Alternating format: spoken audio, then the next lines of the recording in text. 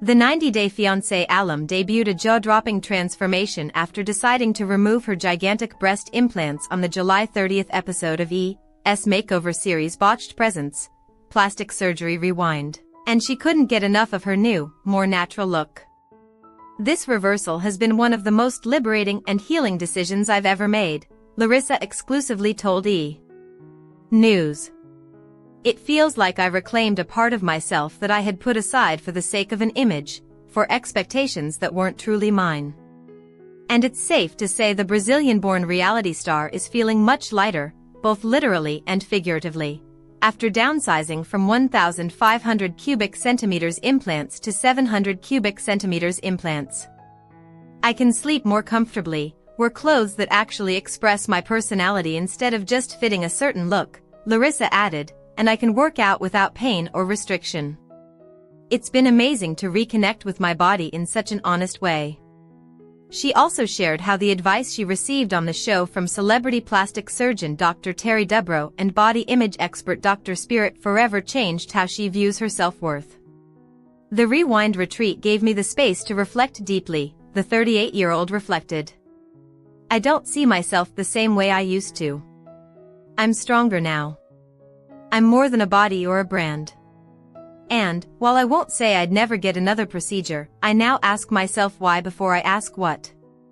While Larissa was initially worried how her fans and followers would react to her less curvy look, she ultimately didn't want to be known solely for her large chest. If my audience is only there for a certain body part, they're not really seeing me, the OnlyFans model and TLC alum explained. And I'm not here to perform someone else's fantasy. I'm here to live my truth, and share it with those who value personal experience. You are allowed to change your body, but never let your body be the reason you lose yourself, Larissa said.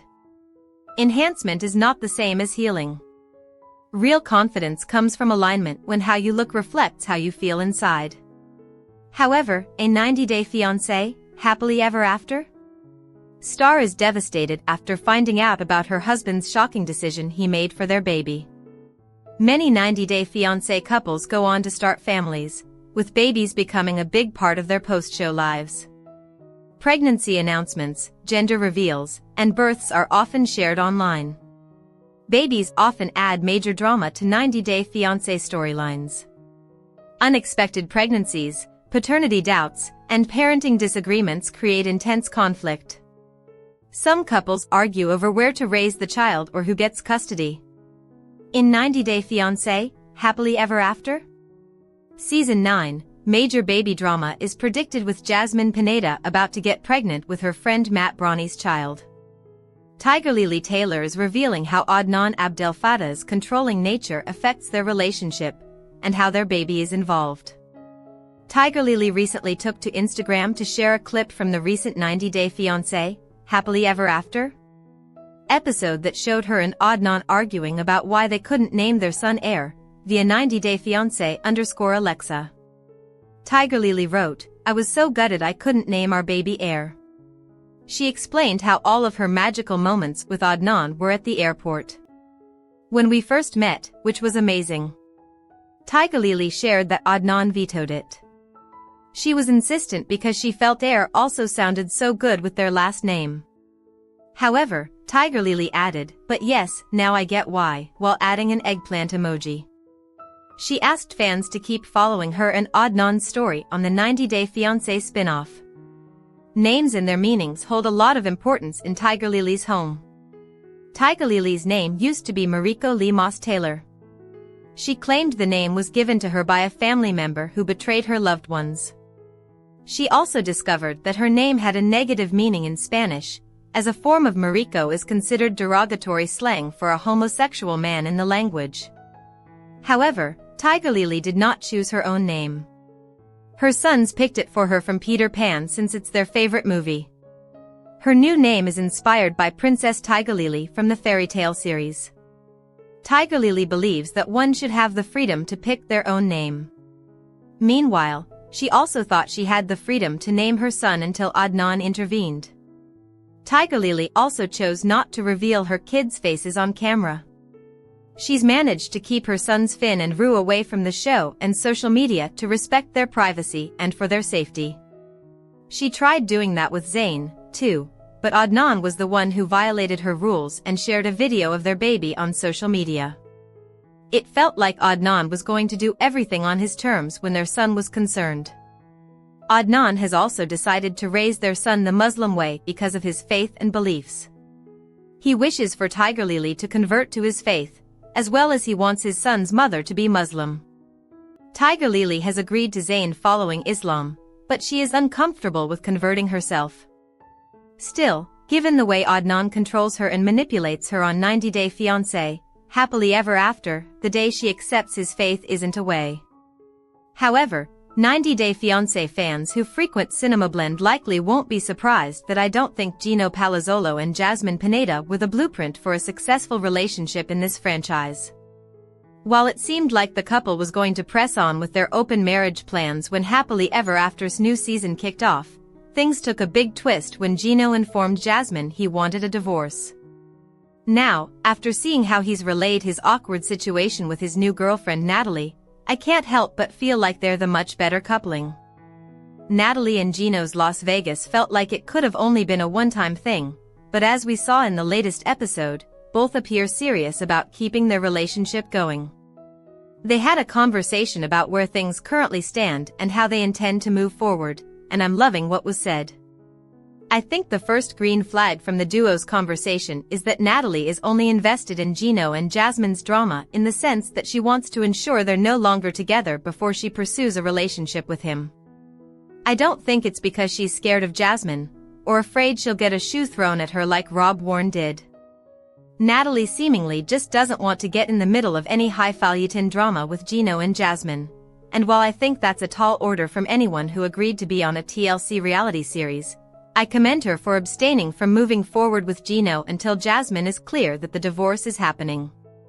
Of course, we do know some additional drama is on the horizon thanks to a showdown promoted in the trailer. So maybe, just maybe, I'm giving her flowers for her behavior too early.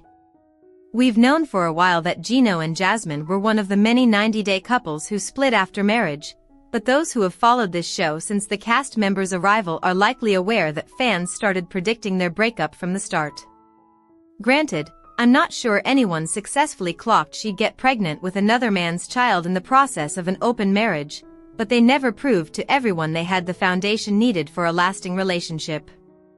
However, 90 Day Fiancé Season 11 showcased its first official polyamorous relationship, featuring married couple Amani and Matt Jalassi who entered a relationship with Mexican woman Aire, but it remains unclear if the throuple is still together. The official 90 Day Fiancé franchise throuple marked franchise history, in more ways than one. Almost instantly it was clear the trio had their issues and an insane plan to match. Matt and Amani planned to divorce and one of them would propose, apply for the K-1 visa, and marry Aire. They would all still live together under one roof, as one big family though. However, their time in Mexico would prove they didn't know their love interest as well as they'd hoped. First they discovered Aire's less than truthful recounts of their relationships with others. Then their relationship took more of a dramatic turn when they discovered Aire wasn't even her real name. By the time of the tell-all, Amani had gone through some major physical changes, and she revealed Matt's frequent trips alone to see Aire. Since their appearance on the tell-all, the throuple hasn't reappeared on the series. However, Aire recently posted in her Instagram story a clip of an argument with Amani from the 90 Day Fiancé finale. In the post she included a crying emoji and a caption that stated, "Never return to where you are consciously harmed." One fan, Jen Withams, dug a little deeper into the records and revealed good news PPL. Marriage licenses are an easy search. She married neither, which Aire liked. Another potential hint of their breakup came from Senka.Sakic's comment, "I don't think they are throupling anymore. Good for you guys," which Aire also liked. It seems Aire might be dropping hints of their relationship without breaking the rules of her NDA. On the other hand though, Aire's issues seem to have more so to do with Amani and with the plan for them to divorce. Maybe insecurities between the women are still at play. A squabble between the women might make more sense upon further investigation of their Instagrams. It's possible the 90-day fiancé trio is still together and following through with their original plans. Aire still has photos of the throuple on her page, as does Imani. In fact, about 2 weeks ago, Imani posted a picture of the throuple and captioned it, "The throuple is here to stay." Stay tuned. While it's difficult to know for certain when the picture was actually taken, it seems like the throuple are attempting to maintain appearances on social media, despite what might be happening behind closed doors.